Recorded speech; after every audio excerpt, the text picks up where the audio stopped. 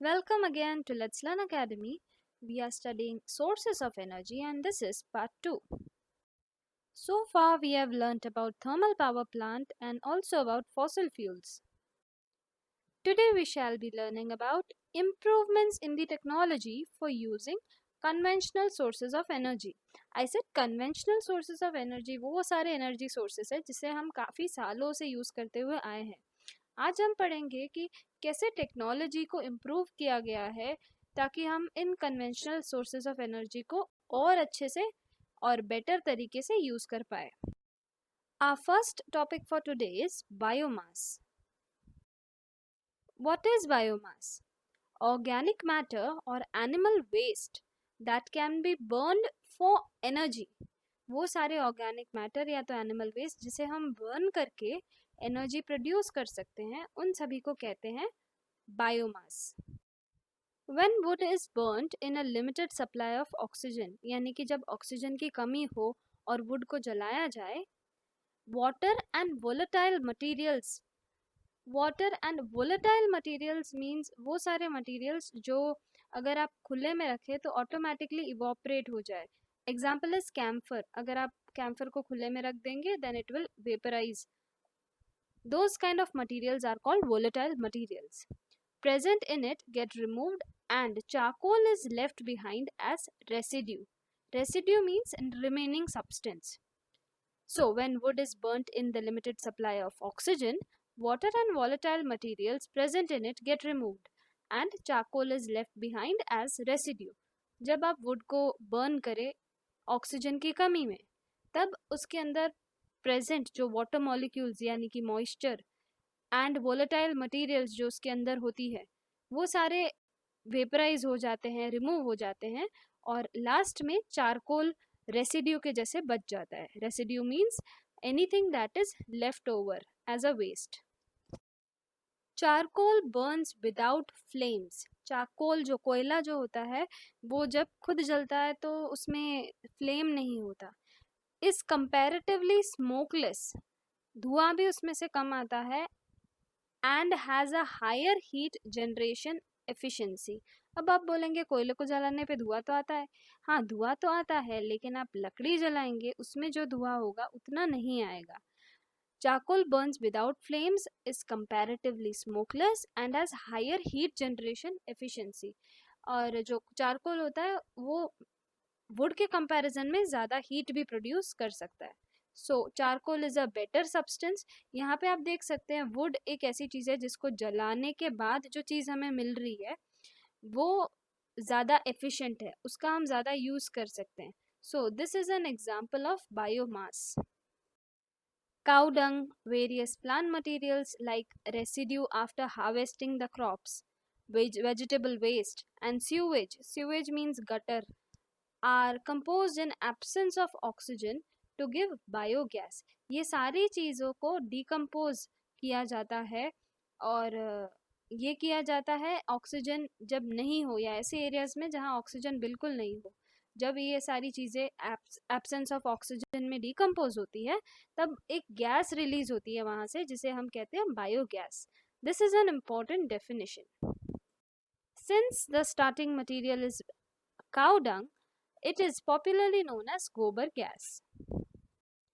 हमने पढ़ा कि बायोगैस जो होता है वो एब्सेंस ऑफ ऑक्सीजन में प्रोड्यूस होता है. अब आप नेचर में या एटमॉस्फेयर में कहीं भी ये चीज़ नहीं कर सकते यानी कि बायोगैस नहीं प्रोड्यूस कर सकते. That is why biogas is produced in a plant. यहाँ पे प्लांट का मतलब कोई ग्रीन प्लांट नहीं है नेचर का, but this here plant means a arrangement structure जहाँ पे ये बायोगैस प्रोड्यूस किया जाता है. The plant has a dome like structure built with bricks. Dome U shape का, उल्टा यू शेप का स्ट्रक्चर होता है और वो बिल्ड किया जाता है ईंटों से, ब्रिक्स से. A slurry of, slurry means a mixture of cow dung and water is made in the mixing tank. एक मिक्सिंग टैंक में काउ डंग और वाटर को मिक्स किया जाता है जिसे स्लरी कहते हैं. From where it is fed into the digester. आप डायग्राम में देख सकते हैं digester is the middle portion of the plant और टॉप लेफ्ट में आप देख सकते हैं स्लरी को पास किया जाता है उस टैंक में. The digester is a sealed chamber. जो डाइजेस्टर होता है वो सील किया हुआ होता है। Chamber means a portion which is sealed in which there is no oxygen, क्योंकि हमने पहले भी पढ़ा कि बायोगैस जो होता है it is produced in absence of oxygen. So जो डाइजेस्टर है होता है it is a sealed chamber in which there is no oxygen. It takes a few days for the decomposition process to be complete and generate gases like methane, carbon dioxide, hydrogen and hydrogen sulfide. ये सारे जो gases है वही सब biogases है. Especially methane जो होता है that is released from cow dung. तो ये सारी चीज़ें यानी कि काउ डंग या दूसरे भी आप वेस्ट मटेरियल ऐड कर सकते हो पानी के साथ मिक्स करके. Even you can add soil to it, और ये मिक्स किया हुआ स्लरी ये डाइजेस्टर या टैंक में फिल किया जाता है और ये टैंक सील होता है और सील होने की वजह से ऑक्सीजन नहीं मिलता. ये यहाँ पड़ा पड़ा डिकम्पोज होता है and after a number of days कुछ गैसेस रिलीज होते हैं and that gases are called biogas. The biogas is stored in the gas tank about the digester. आप देख सकते हैं डाइजेस्टर के ऊपर गैस का एक टैंक है जिसमें पाइप्स लगी होती है ऊपर के तरफ जहाँ से ये गैस बाहर निकलता है. साथ ही साथ जो मैन्योर या फर्टिलाइज़र के तौर पे वेस्ट मटेरियल जो बच जाता है, ये सारा जो स्लरी है उसमें से जो गैस निकलता है दैट इज़ बायोगैस. लेकिन बायोगैस के निकलने के बाद भी जो वेस्ट मटेरियल बच जाता है you can use that waste material as a manure और a fertilizer. Next is wind energy. The kinetic energy of the wind can be use to do work. आप जानते हैं kinetic energy is that energy which is produced due to motion of something या movement of something. Wind भी move करती है और wind के movement की वजह से जो एनर्जी हमें मिलती है that is called wind energy and we can use this wind energy to do various works. This energy was harnessed by windmills in the past to do mechanical works. काफ़ी time पहले से ये energy को जो होता है harnessed means used by windmills. windmills ये wind energy को यूज़ करके अपने जो फैंस होते हैं उसे मूव करती है और इससे काफ़ी सारा मैकेनिकल वर्क भी किया जा सकता है. For example in a water lifting pump, जब पहले के ज़माने में मोटर वगैरह नहीं हुआ करते थे उस टाइम पे वाटर को लिफ्ट करने के लिए जो पंप यूज़ किया जाता था वो विंड एनर्जी से ही काम करता था. The rotary means the circular motion of windmill is utilize to lift water from a well. पुराने टाइम में जो छोटे विंड मिल्स लगाए जाते थे और विंड एनर्जी से जब ये विंड मिल रोटरी मोशन यानी कि सर्कुलर मोशंस करते थे उसके वजह से वाटर को लिफ्ट किया जाता था from a well through some connections. And you know, today wind energy is also used to generate electricity. A windmill essentially means a windmill mainly consists of a structure similar to a large electric fan. Windmill दिखने में कुछ बड़ा सा electric fan जैसा दिखता है. That is erected मतलब straight खड़ा किया जाता है windmill को at some height on a rigid support. Rigid support मतलब किसी strong support पे windmill को erect किया जाता है. Erect मतलब खड़ा किया जाता है जिस पे इलेक्ट्रिक फैन जैसा लगा होता है and that is a structure of a windmill.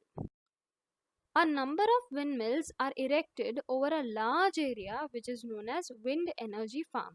जब एक बड़े लार्ज एरिया में बहुत सारे विंडमिल्स एक साथ लगाए गए हो और यूज़ किया गया हो तब उसे हम कहते हैं wind energy farms. Limitations in harnessing wind energy. Harnessing means using. Wind energy use करते टाइम कुछ लिमिटेशंस भी होती है. So let us have a look at those. First is wind energy farms can be established only at those places where wind blows for the greater part of a year.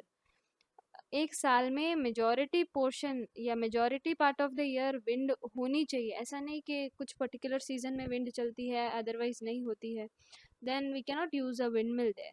So wind energy farms can be established only at those places where wind blows for greater part of the year. The wind speed should also be higher than 15 km per hour. Wind की speed भी 15 km per hour से ज़्यादा होनी चाहिए to maintain the required speed of the turbine. Turbine means यहाँ पे जो wind mill है उसकी जो फैंस होते हैं उसी को कहा गया है।